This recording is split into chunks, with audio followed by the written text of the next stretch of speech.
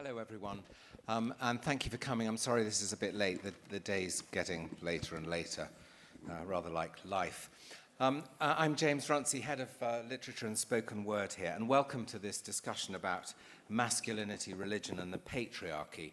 Three loaded words that could each carry seminars of discussion. In fact, last night I met a psychoanalyst who said, you should do more on psychoanalysts. And I said, yeah, but it's hard to do psychoanalysis in a session. You know, it's impossible, really. I mean, you want a series of events? He said, yeah.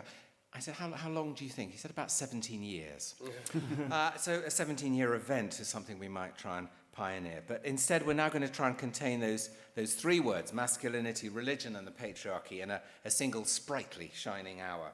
I'm going to try and give the event focus by asking what part different religions have played historically in defining notions of masculinity, how religion has influenced our ideas about masculinity, and discuss whether it's created unrealistic notions of entitlement and superiority, how it's perhaps divided men from women, and what can be done to establish a better understanding both of gender and of the sacred. One common appeal of religion, and particularly Christianity, is to human vanity, the idea that life is sacred, humanity is special, and particularly in the case of Christianity, it provides the means by which we can conquer death and live forever, transcending both humanity and gender to become immortal souls, which are, in many theologies, sexless. So, one might ask the question, if religion is about a genderless eternal life, why is there such an obsession with the patriarchy in this life? And what has that obsession done to our religion, our society, and our sense of masculinity?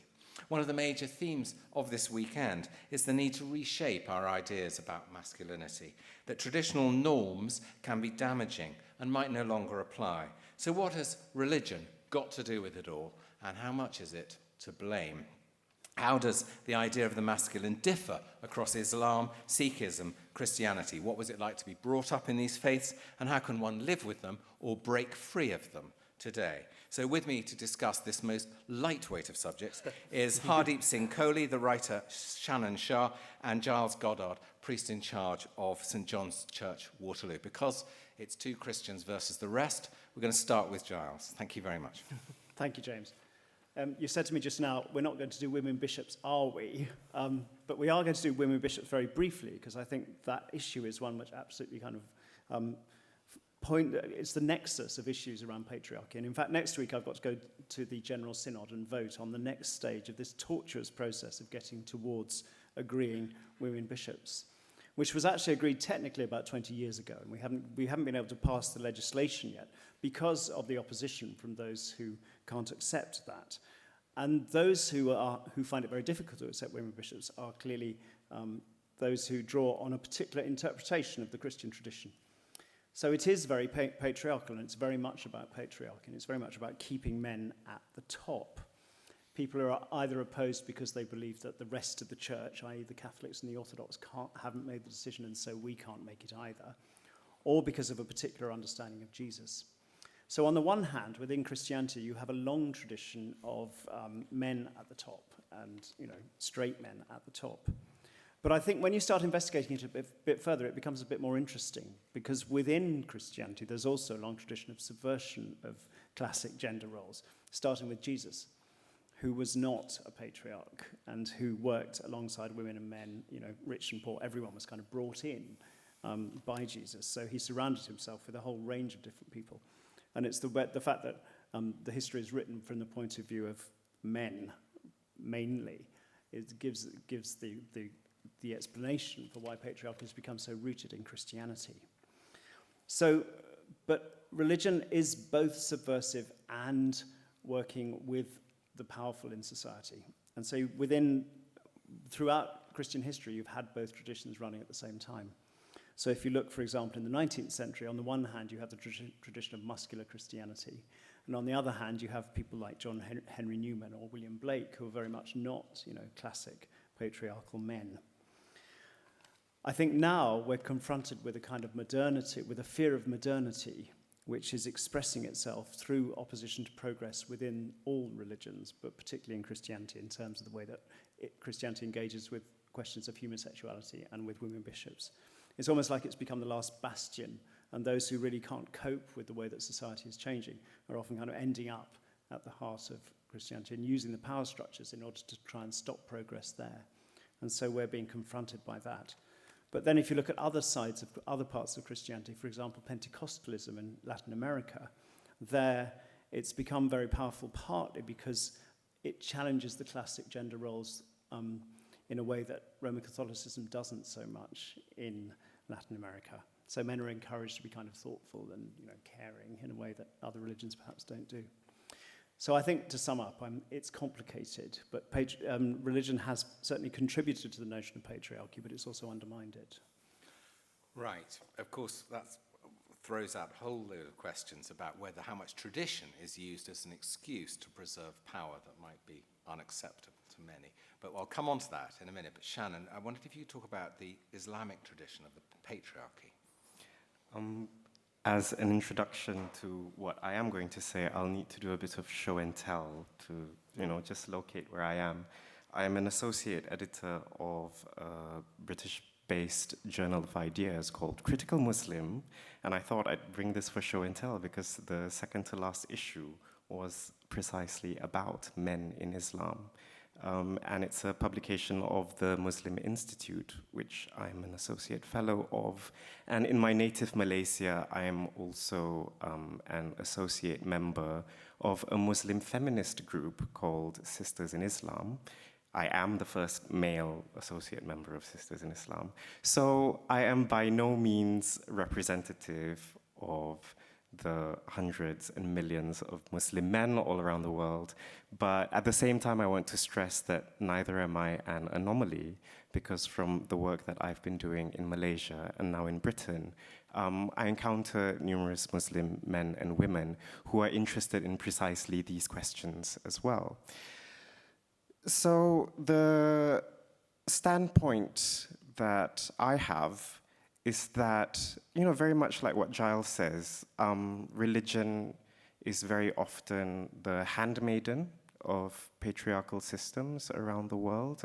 In some ways, it drives patriarchy because it just gives so much symbolic and material justification for unequal distributions of social and political power. And we see this happening across religious traditions, including Islam. I also come from a very similar position as Giles in that there are egalitarian and even liberating aspects of religion that people can draw on as, symbolic sources of inspiration or even templates for struggling for social change.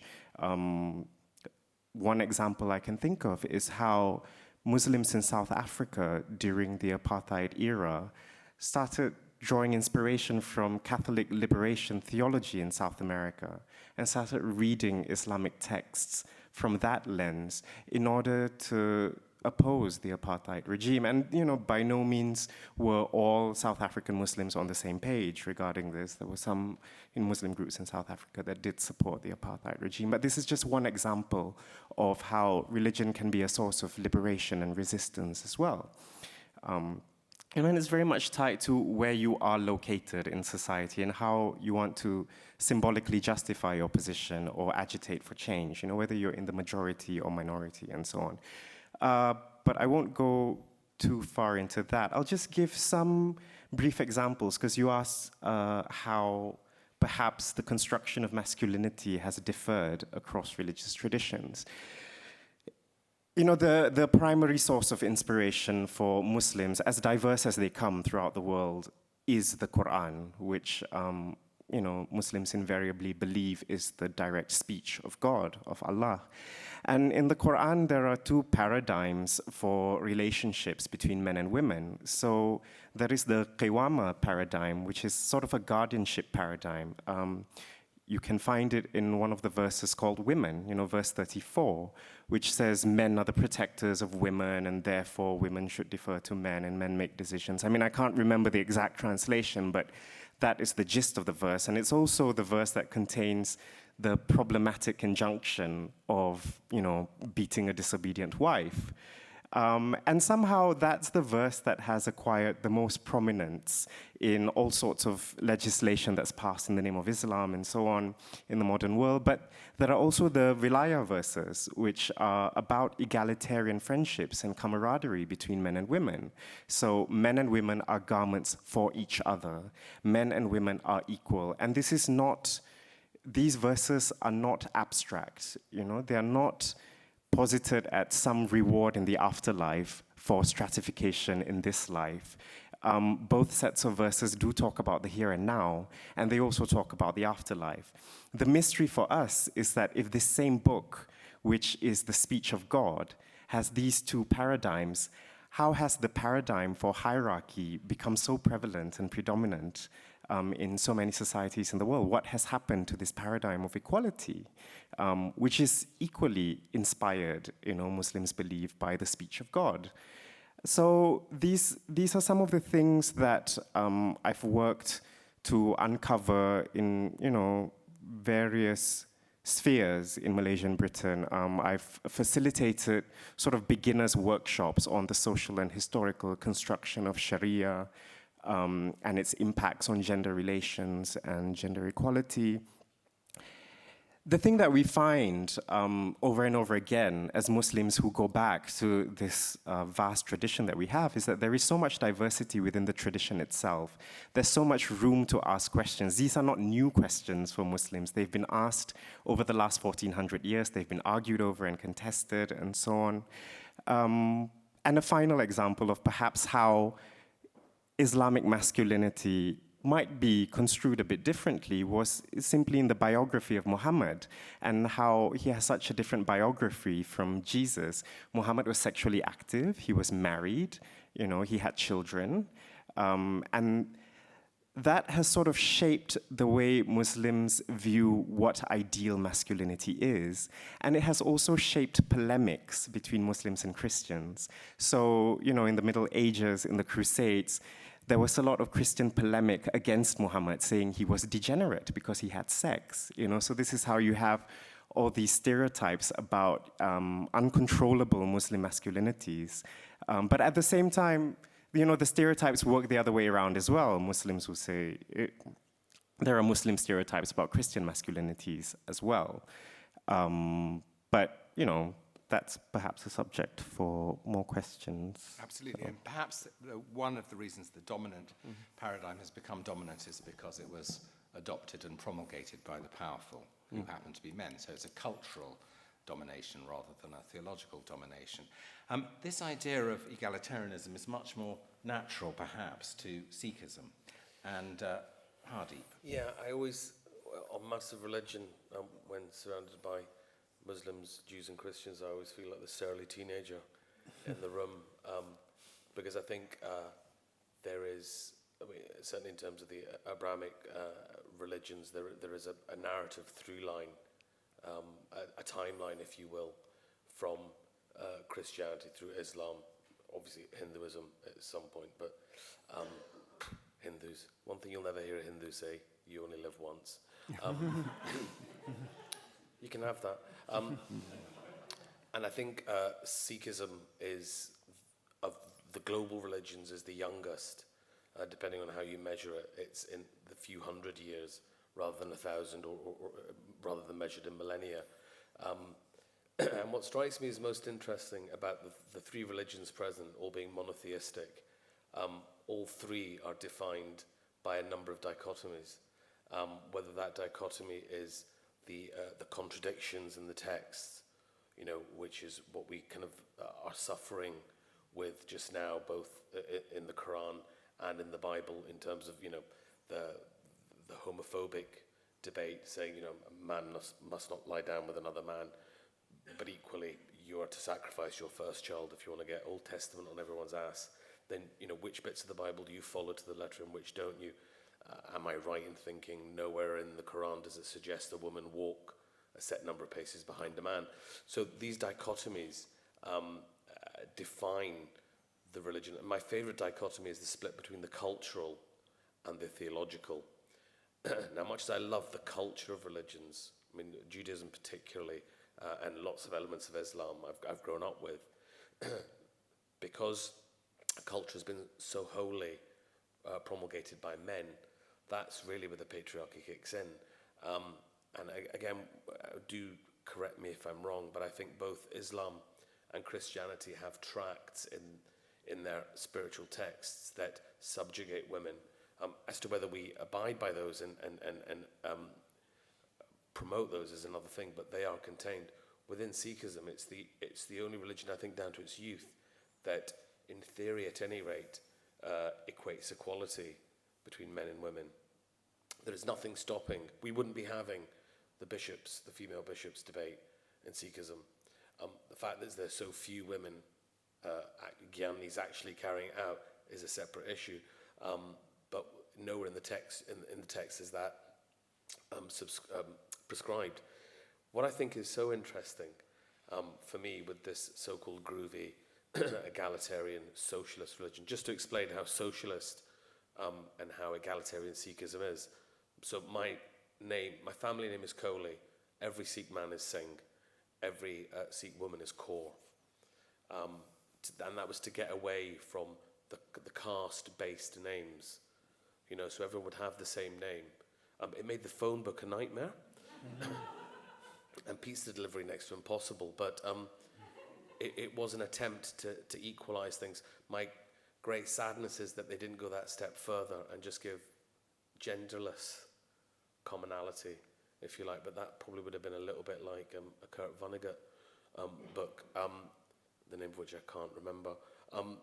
But I think I keep coming back to this, and forgive me for trotting out what is platitudinous, no doubt, but the notion that religion is the opiate of the people, I think increasingly, and particularly I find this in Christianity and Islam, less so in Sikhism, simply because it's a less important religion in the world.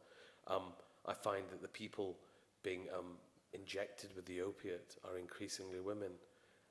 As we move through a more spiritual age, and as we are prepared to ask more questions and look for more equalities, it does seem that organised churches and masjids are struggling to come up with meaningful answers, to a point where I think it might, in some dystopic vision of the next 200 years, lead to a genuinely godless world.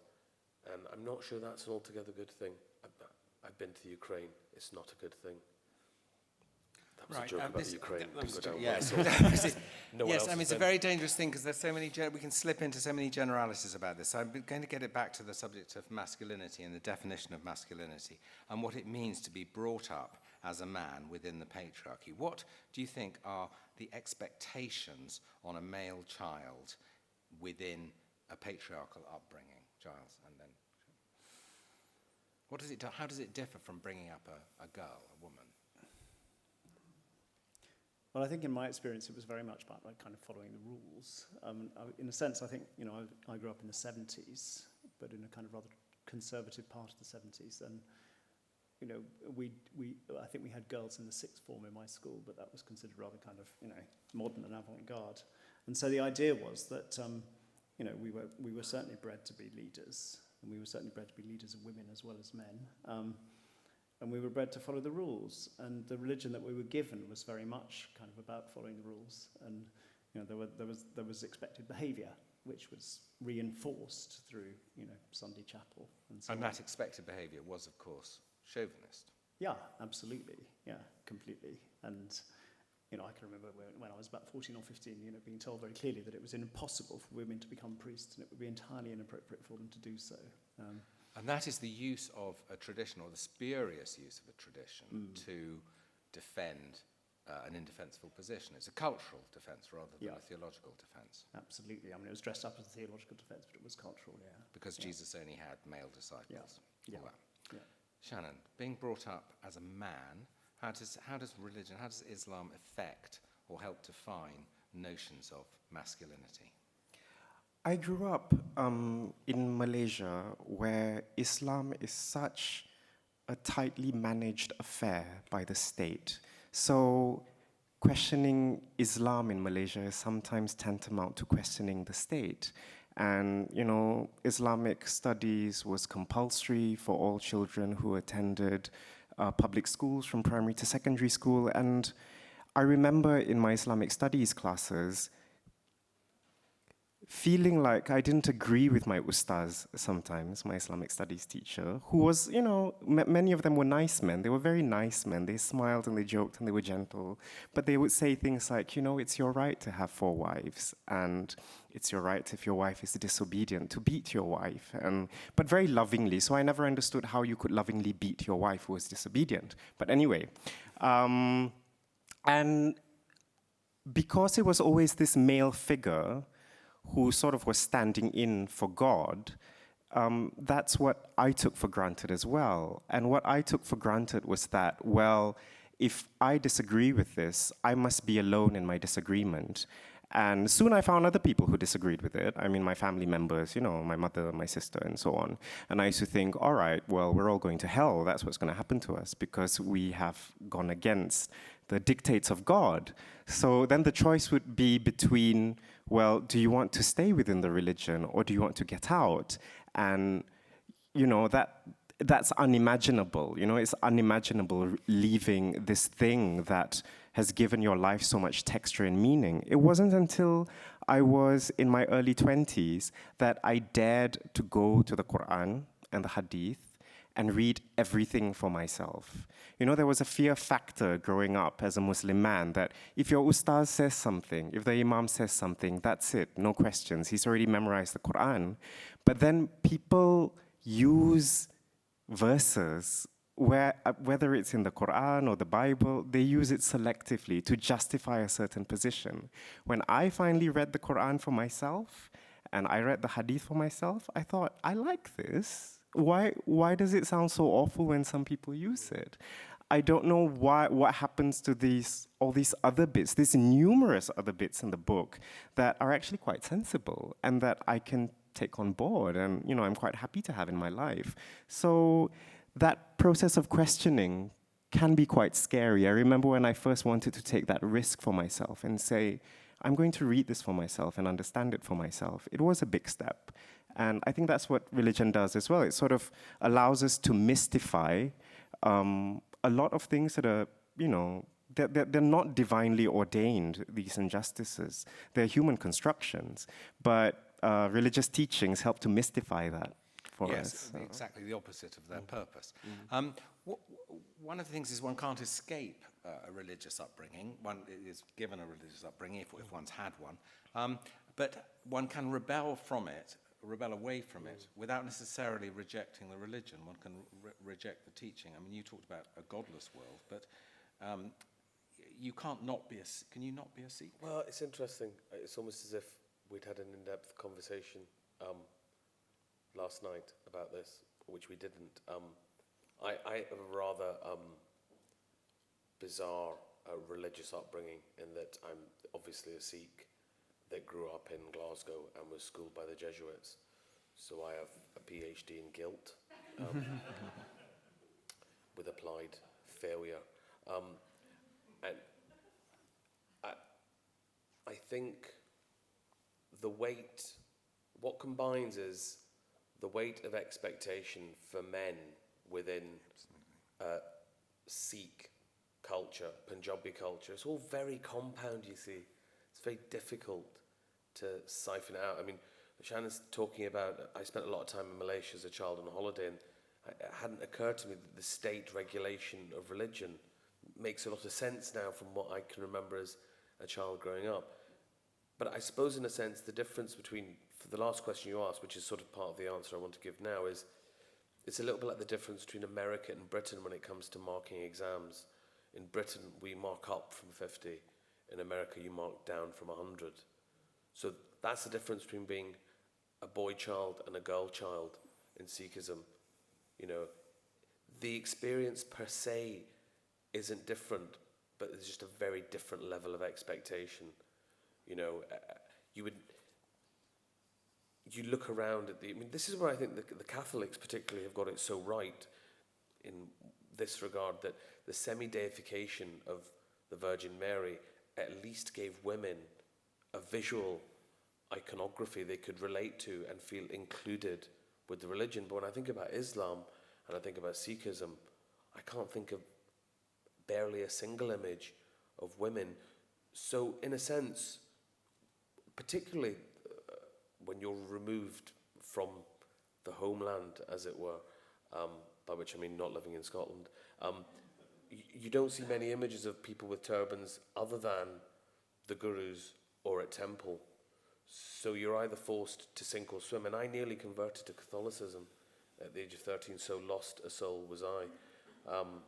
But luckily, I was a black sheep that returned to the other Sikh sheep rather than going for Catholicism. But there is a lot of confusion when you're trying to find a way, and it can be I worry about a lot of my homosexual brethren in particularly Sikhism, because the images, we're warrior people. We're soldier worshippers. That's what we are. We are a religion that came out of conflict. I'm more of a warrior than a warrior, so I'm not quite sure how I fit in to that image. So you're constantly questioning, but it can never leave you. You can never leave it, and it will never leave you. So it's like constantly being on the email to your ex-wife and never quite finding resolution, I think. Yes. If that makes sense. It makes sense. May not be quite enough. No, not yet. I'm only 45, love. I know. We've only had 15 minutes. 5 yet to go. I'm going to throw this open in a bit, but because I'm particularly interested to hear from women, but I want to talk about something I think may surprise women who think, I'm making an assumption here about the patriarchy being a dominant thing, because I want to ask about failure. I want to ask about expectation, guilt, and failure. Do you think that the patriarchy or these religious systems, I know it's built into Christianity, this idea that actually human endeavour, and if we're men, masculine endeavour, is doomed to a kind of failure, the failure of death or the failure of not living up to the example of Christ. So actually, built into religion, what religion gives men sometimes is a false expectation and an inevitable sense of failure. Giles. And your time starts now. Well, I'd want to turn it around and say, because I think, as you say, failure is built into Christianity, i.e. the death of Christ. And so you have this kind of absolute nothingness right at the heart of your faith. And I think what I said at the beginning about Christianity having sort of two different paths, the patriarchal powerful path and the unpowerful path, comes out of that. And in fact, we're almost expected to fail, and we're almost expected not to seek power, which is why you can have this alternative tradition of, John Henry Newman and William Blake, who I mentioned just because they're interesting and quirky 19th century people. But the Church of England, and also to a lesser extent the Roman Catholic Church, with unfortunate results at times, has offered a refuge for people who don't conform to the sense of masculinity which is abroad in the country. I left a patriarchal Christianity and came back to a welcoming and inclusive one in Soho 10 years later, because I found that there was a place where I wasn't expected to be hugely successful, and I wasn't expected to dominate. And as a gay man, that was extremely welcome. And there were other gay men there too who'd also been hurt by the patriarchal Christianity. But is being a gay man, a gay priest, being an example of retaining the faith while rejecting the patriarchy? Well, I hope so. I'm not sure everybody in my congregation would say that, but that's certainly the intention, very much so. And it is about trying to model a different kind of masculinity, I think. And do you think all Christians should reject the patriarchy? Yeah. Yes, I do. So we need new models of masculine We're always behaviour. working at that, yeah. I've got a friend in Clapham who runs alpha courses, and he realised that there weren't very many men on his alpha courses. So he thought, what shall I do? He thought, I know, I'll get a butcher to come along and we'll have an evening teaching men how to cut up a cow. And that was meant to be his way of getting men in. I thought, my goodness, that's not really sending the right message, is it? Steak. Absolutely. Get them to eat steak. Exactly. No Hindus turned up, that's for sure. Shanon, do you think that the tradition of the patriarchy creates unrealistic expectations of manhood that can't be fulfilled? I'm trying to think of, maybe a real life case study that I can share. And I keep thinking, you know, as we've been talking about this, I keep thinking of my father in Malaysia, who is probably one of the Muslim men I respect most in my life. I love fasting in Ramadan because of him. I love going to the mosque on Fridays because of him. And I think these concepts like patriarchy and so on just wouldn't make sense to him. He's a very gentle man. You know, his model of Muhammad is of someone who was gentle to his community and children, but was also a good leader. So, you know, for my father, it was about the children, whether it was my sister or my brother or me, getting the best opportunities that we could get. You know, my sister has a PhD in medicine.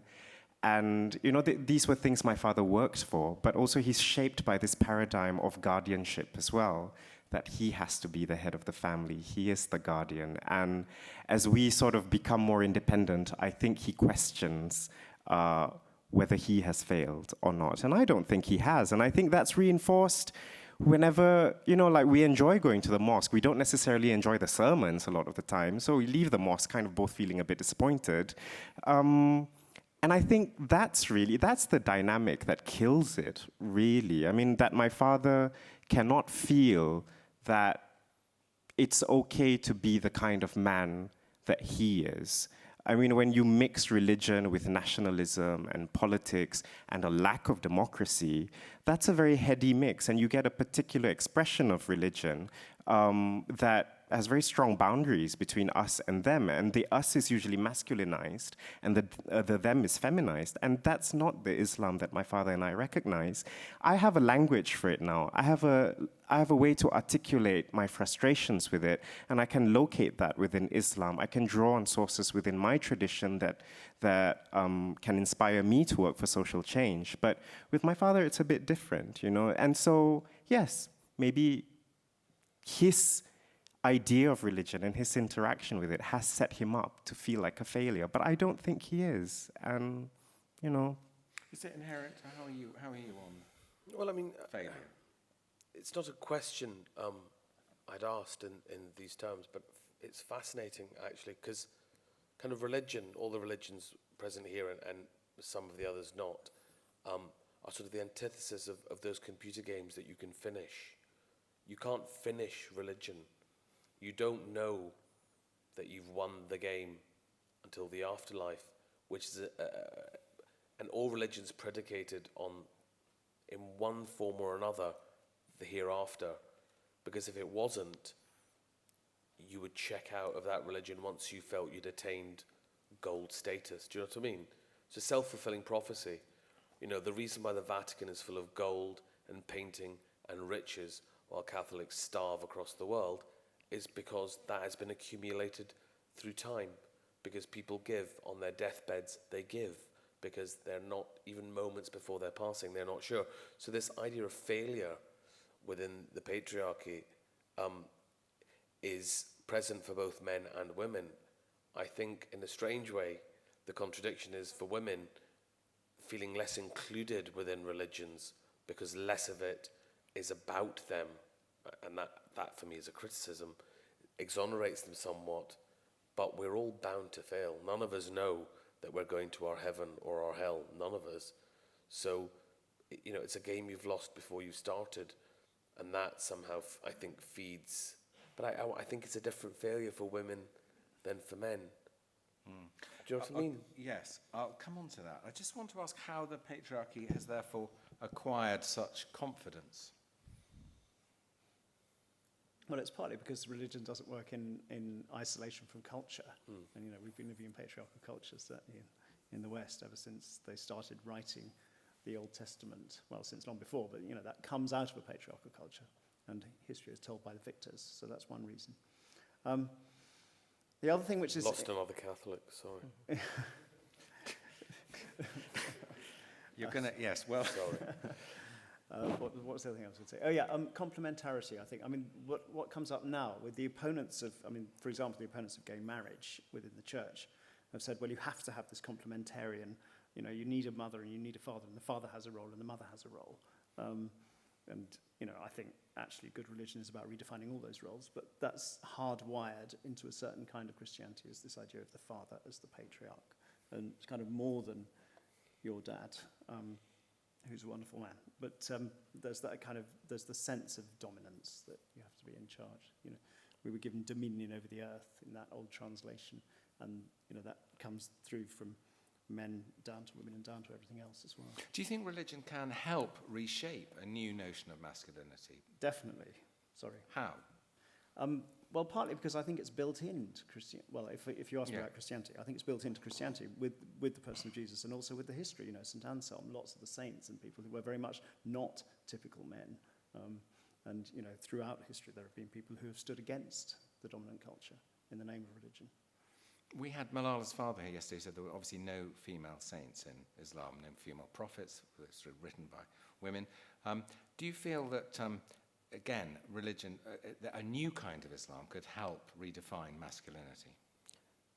First of all, I would take issue with that claim because I think the first thing we have to remember is that religion, any religion, is a diverse phenomenon. There are diverse traditions in each religion. They are expressed differently. They are refracted through culture and politics. Religions are dynamic. They were always dynamic. They continue to be dynamic. Whatever we think the story is, they are dynamic, for better or worse. And I think this idea of a new kind of Islam, it just doesn't make sense to me, because what I am enjoying is uncovering things about Islam that were hidden from me or that I didn't know. In the early days of Islam, there were women imams, there were women political leaders, there were women who challenged Muhammad, and Muhammad thought they were right. There were women who challenged the caliphs after Muhammad, and the caliphs gave in to the women. Women were an integral part of the transmission of the religion, the shaping of the religion, but then eventually they got written out. I mean, that's the mystery here. Yeah, it's exactly the same as in Christianity. There is evidence that women were ordained as priests in the early centuries of Christianity. Women were decision makers. Women played very prominent roles. I mean, the Gospels are full of these kinds of stories, right? And the mystery is then what happens? Well, and as Giles says, it's a two-way process, isn't it? This interaction between religion and patriarchy. It's a chicken and egg question. Which came first, patriarchy or religion?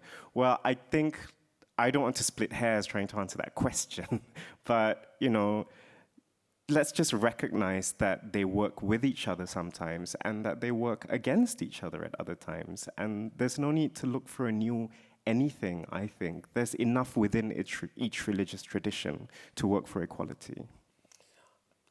I just think religion has been built so high upon foundations of inequality and patriarchy that if you go to the foundations, I worry the whole structure, like Babel, will crash to the ground. I mean, interesting, and forgive me if I just happen to know, bizarrely, the Christian scriptures much better than the Sikh scriptures, because my first language is English. But it seems to me, from my Catholic upbringing, and I could be wholly tabloid about this, but the two most famous women in certainly the New Testament are Mary Magdalene, who was a prostitute, and Mary, the Mother of God, who was this incredible virgin who had a child without ever having sex. That, the two extremes of women represented within Catholicism. Now, of course, there were a number of other women, but those, I think, are kind of your front cover two. Do you know what I mean? So yeah. I think, there are many other women, but those are the two perhaps most well-known by those of us not steeped in Christian culture. The interesting thing is that Mary Magdalene wasn't a prostitute, and it's about how it's read. I mean, she's always conflated with other women, and this kind of composite sort of fallen woman emerges in the tradition, but actually she wasn't. She was a feisty woman, and definitely sure of a book written 400 years after what happened 2,000 years ago. Well. Great, because I don't even believe what I read in the Daily Mail from today. So the understanding that Mary Magdalene is a prostitute is not based in anything in Scripture. It's a tradition.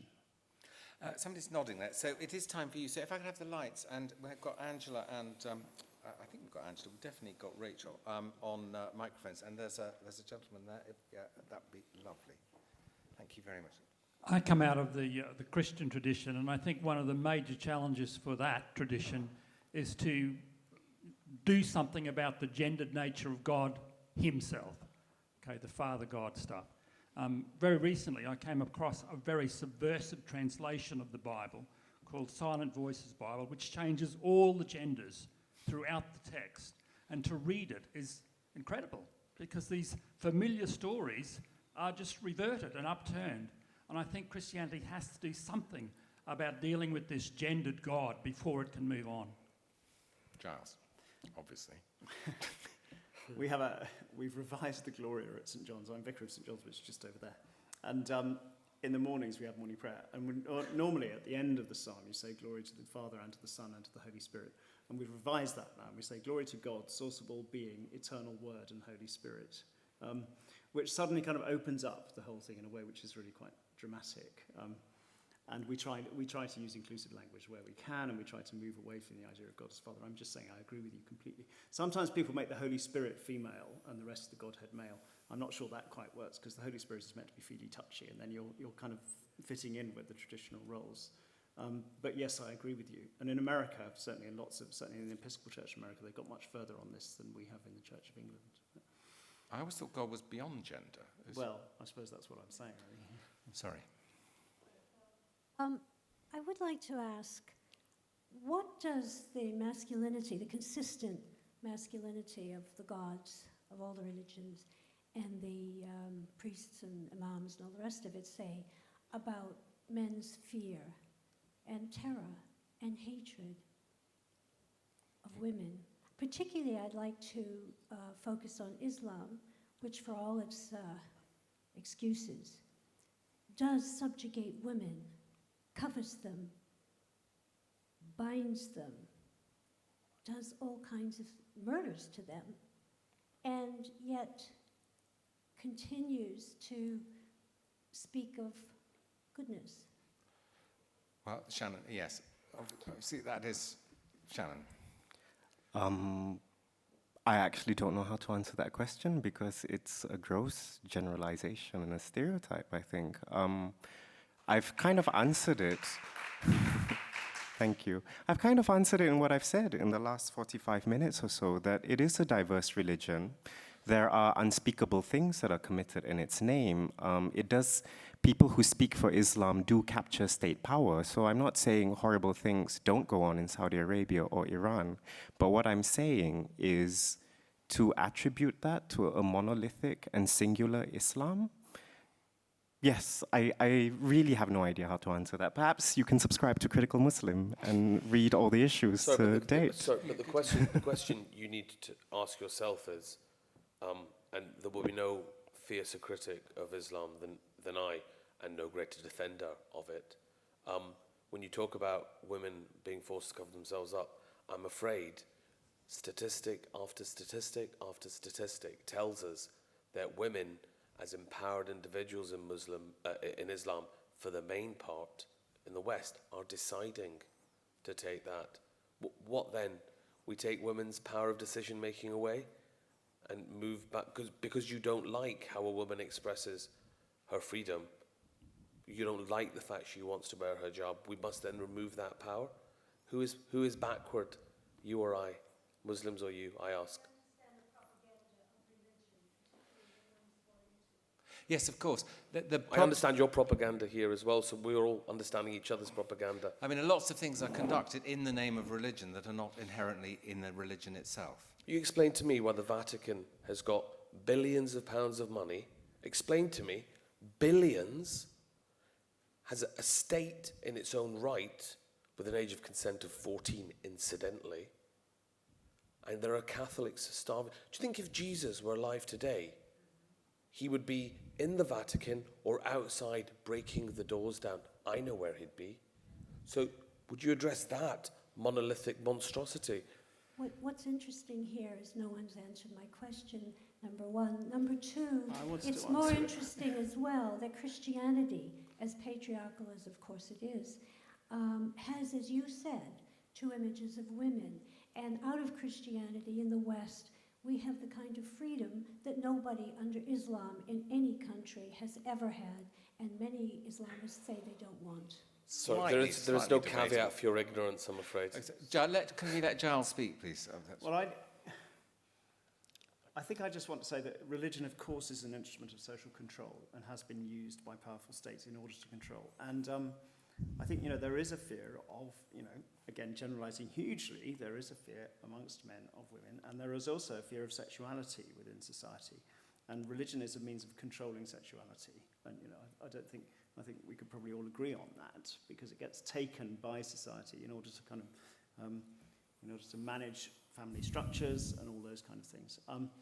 But I think, on the other hand, there's the creativity within all faith traditions. They are vibrant traditions, and they go on being vibrant traditions. Otherwise, they would die away.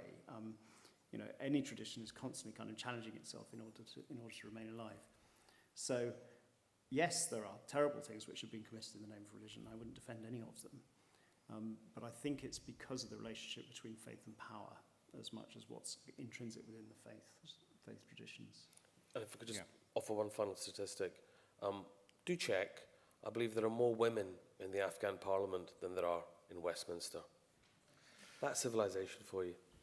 Anybody? Yes. Somebody? I can't quite see. I'm so sorry. Is anybody asking a question? Otherwise, I will ask another one, which is how much religion has to keep reinventing itself for each generation. So are you optimistic and confident, Shanon, that you can be part, and I think you are part, of a new way of thinking about Islam, a refreshing way of thinking about Islam that thinks about both masculinity and femininity in a more egalitarian and perhaps a more, in inverted commas, modern way? From my experience, I can say definitely yes. I mean, an example that I can give everyone here is that in May, the Muslim Institute is going to jointly organize a conference on diversity with Iman, which is the British-based lesbian, gay, bisexual, and transgender Muslim organization. It's going to be a 2-day conference. It's inclusive. It's not confined to Muslims only, and even if Muslims show up, that it caters for Muslims in all their diversity, practicing, non-practicing, and so on. So yes, and I think it's not historic. There have been other sorts of Muslim conferences on diversity before, but I think this is exciting in terms of the scale of the great and good who are working on British Islam now, who are going to turn up and talk about issues like same-sex marriage in Islam, interfaith relationships, Sunni-Shia relations, leadership and gender, and so on. So yeah, it is happening. I have flyers to promote the Muslim Institute if anyone wants them after this. Outside officers, I'm going to round up now, but Giles, I just want to ask you one last thing. How much is it, rather like an English literature, which is where I come from, an English literature student, going back to Shakespeare and discovering it for myself, for my own times, how much do we have to go back to the texts and look purely at the text for our own times? And how much can we extrapolate something new and different from them? I mean, every period looks at the text through its own eyes, and so we're now rereading scripture through the eyes which are different from the 19th century and the 18th century, and so on all the way back. The Bible was put together across a time frame ranging from around 1000 BC to 200 AD, so that's 1200 years, which takes us back, if you took it from now, back to before Chaucer. So you've got one document which contains, Sir Gawain and the Green Knight and Geoffrey Archer, if you like. Heaven forbid. And within that, there's a huge amount. So it's an incredibly rich store, and you can find, all sorts of things in it. And there's some of the Psalms, for example, are fantastic because they really help us they go beyond concepts of gender and they go beyond concepts of power into something quite new. And if we read it carefully and with passion, but using our current understanding, then we can, it can be incredibly enlightening. Hardeep, can religion still be a helpful part of a new gendered way of thinking that moves us beyond the patriarchy? It definitely can be, and it definitely ought to be. That has sparked me hugely excited about women reinterpreting religion as if they were to gain more power and more traction. My profound worry is that men and the patriarchy are unprepared to negotiate power away. Why would you, when it's given you such a good living and such a good way of being? And my ultimate fear is that intelligent, spiritual, caring women who wish for a religion will be so alienated from not having their questions answered, they will simply drift off into this kind of pick and mix Woolworth spirituality that seems to be de rigueur, kind of, you know... Tapas Yes, religion. but Pick 'em, carb-free. Yeah, pick up it. All I would say is that I was brought up in a Church of England that didn't have women priests, and it was considered there never would be. And this is my entire personal opinion, so please forgive me. But if it wasn't for women and homosexuals, the Church of England would hardly have any priests. So I'd like to thank Shanon and Giles and Hardeep and you all for coming. I'm sorry I've run out of time for questions. The next session is on how men crash and burn and what to do about it. How can you head off crashing and burning? What happens when you have crashed and burnt? It's chaired by a very brilliant man. It'll be a fantastic discussion. Thank you for coming. We're going to do this again next year. So if you've got any questions or anything you think I've messed up or done, I'm james.runcie@southbankcentre.co.uk. Thank you for coming. Enjoy the rest of the day. Thank you.